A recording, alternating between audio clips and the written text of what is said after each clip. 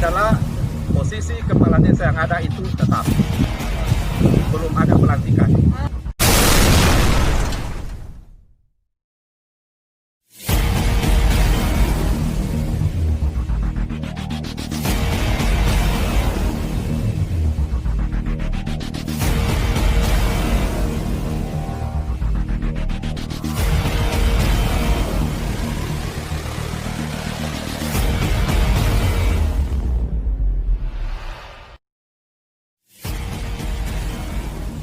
Saya adalah Kepala Bagian Pemerintah Kabupaten Donggala yang juga merangkap selaku PLT Inspektorat Kabupaten Donggala.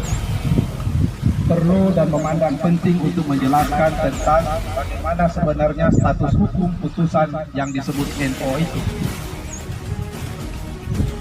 NO itu adalah bahasa Belanda.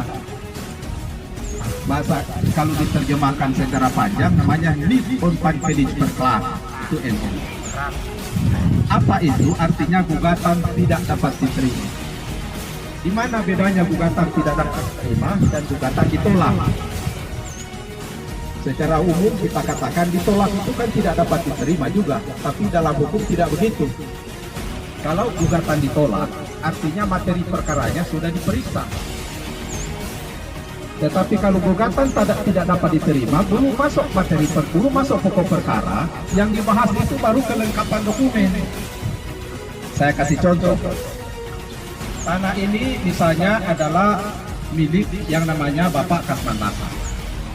Kemudian ada gugatan, disebutkan sebelah utara berbatasan dengan sungai. Padahal ketika turun ke majelis dia lihat sebelah utara berbatasan dengan jalan. Itu namanya NO. Nanti putusannya itu tidak dapat diterima, bukan ditolak, tapi tidak dapat diterima. Lalu bagaimana konsekuensi hukum putusan yang tidak dapat diterima dan bagaimana konsekuensi hukum putusan yang ditolak? Kalau putusan yang tidak dapat diterima itu kembali ke posisi semula, tidak merubah status hukum yang ada. Kembali ke posisi semula, tidak merubah status hukum yang ada. Kalau gugatan yang ditolak itu artinya bahwa gugatan itu kalah, final, dan kemudian terhadap pihak yang mengajukan gugatan itu atau pihak yang dirugikan bisa mengajukan upaya hukum. Upaya hukum terbagi dua, ada upaya hukum banding, ada upaya hukum kasasi, ada upaya hukum luar biasa yang disebut peninjauan kembali. Tapi kalau gugatan tidak dapat diterima atau NO atau biasa disebut Niet Onafhankelijk Verklaar, itu upaya hukumnya juga ada dua. Yang pertama adalah diajukan gugatan banding atas putusan itu. Yang kedua adalah digugat kembali. Tetapi di tempat ini saya ingin menekankan bahwa tidak ada memberikan status perubahan status hukum atas putusan itu, tetapi putusan itu tetap pada posisi semula. Keadaan yang ada itu tidak berubah. Itulah yang disebut dengan NO. Putusan yang ada kemarin saya pelajari itu adalah putusan tidak dapat diterima, bukan putusan ditolak, tetapi putusan tidak dapat diterima. Artinya putusan itu NO. Disitulah bedanya antara ditolak dengan tidak dapat diterima. Jadi kalau tidak dapat diterima itu tidak merubah posisi status hukum yang ada pada kejadian yang semula. Tetapi kalau ditolak merubah posisi status hukum yang ada pada kejadian semula. Itu perbedaannya dalam hukum acara. Nah, itu kira-kira yang bisa saya jelaskan. Karena memang penjelasan ini, jangankan kita masyarakat biasa, sama-sama juga sarjana hukum masih banyak yang belum paham kalau tidak terbiasa membaca hukum acara. Nah, itu kira-kira. Jadi, terhadap hal yang sudah terjadi, itu tidak akan berubah. Kembali kepada posisi kepala desa. Posisi kepala desa tidak berubah dengan putusan itu.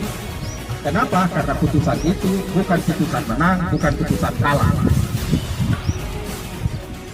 Jadi bukan putusan menang, bukan putusan kalah, dan tidak memberikan keadaan hukum baru.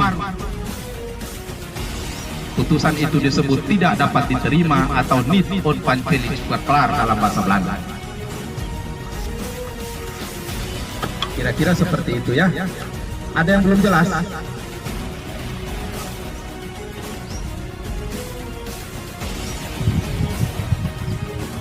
Ya, kemudian batas waktunya untuk menyidangkan kembali.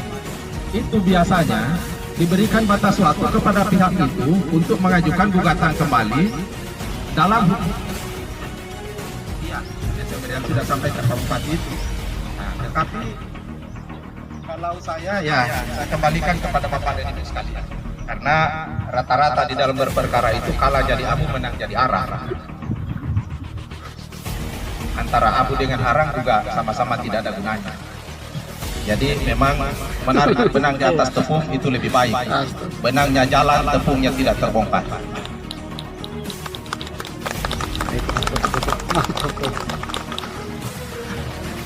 Nah, itulah kira-kira Bapak dan Ibu sekalian.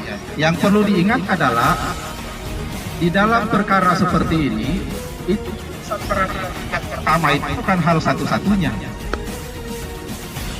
Jangan lupa kalau misalnya ada banding, ada kasasi, itu memakan waktu sampai 5 tahun, Bapak.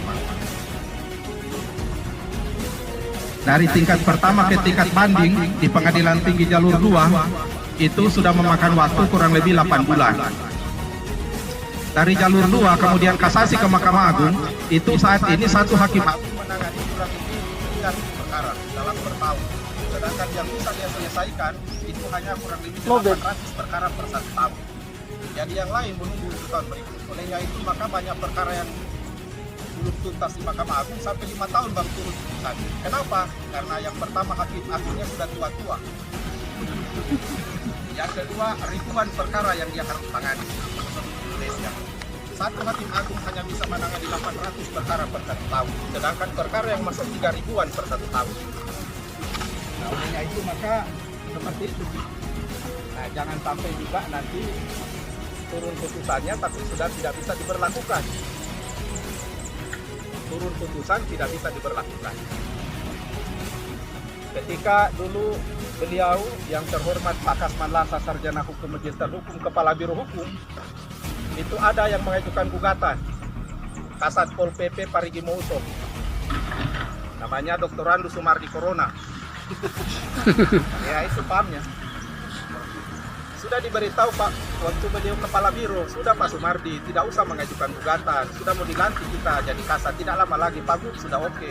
Oh tidak, saya ini darah biru. Di Parigi ini saya darah biru, cuma 2 darah biru di Parigi, saya dengan yang marga apa itu, saya tidak paham. Akhirnya Pak Bupati bilang, Pak Karo bilang tidak usah begitu, kita baku anu saja, karena nanti daripada pemilu nanti turun putusan juga tidak bisa diberlakukan, kasihan pemilu. Akhirnya dia gugat terus, sampai di Mahkamah Agung turun Pak. Masih di Mahkamah Agung itu perkara dia sepansiun. Sepansiun. Begitu turun putusan mau bikin apa? Sepansiun. Jangan sampai seperti itu terjadi. Kalah jadi abu, menang jadi arang. Akhirnya datang menangis di rumah. Saya bilang terlambat. Terlambat. Karena apa yang disampaikan Pak Karo yang waktu itu adalah beliau, itu sudah benar. Tapi Bapak tidak mau ikut. Akhirnya seperti itu, karena hukum acara ini tidak final di pengadilan negeri, hukum acara ini pengadilan final di Mahkamah Agung. Belum lagi kalau turun putusan Mahkamah Agung, ada lagi gugatan namanya PK atau peninjauan kembali yang disebut upaya hukum luar biasa. Bapak gugat lagi dari bawah sampai ke atas lagi, 3 tingkatan lagi. Itu kasus di Besusu, lihat itu, bengkel yang di Besusu itu sudah menang tingkat Mahkamah Agung. Tiba-tiba ada saudaranya satu mengajukan gugatan lagi namanya PK peninjauan kembali, dimulai ulang dari bawah sampai ke atas lagi, tidak habis-habis. Ya, olehnya itu maka nah itu kira-kira itu penyampaian saya dari sisi hukum. Hal-hal yang kurang dari saya tentu mana yang sudah disampaikan Pak Bupati itu yang kita ikuti. Mana yang Pak Bupati sudah sampaikan, maka itu yang kita ikuti karena itu yang sesuai koridor hukum. Itu yang sesuai dengan rel peraturan perundang-undangan. Jangan keluar dari situ. Jangan keluar dari situ. Mana yang kepala daerah sudah sampaikan, itu yang ada.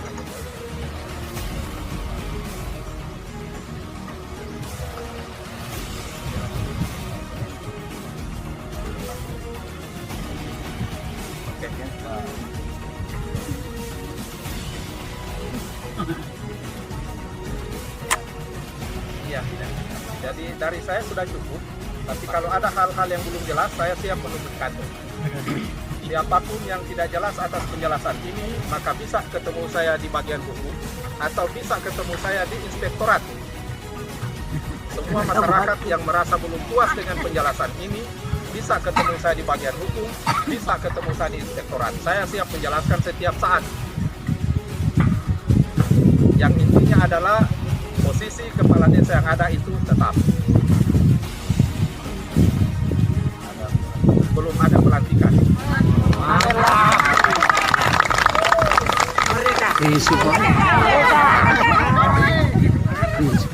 Belum ada pelantikan.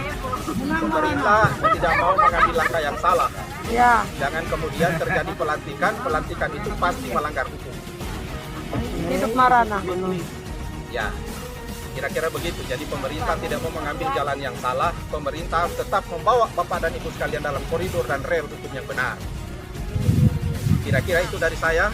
Fastabiqul khairat. Assalamualaikum warahmatullahi wabarakatuh. Waalaikumsalam warahmatullahi wabarakatuh.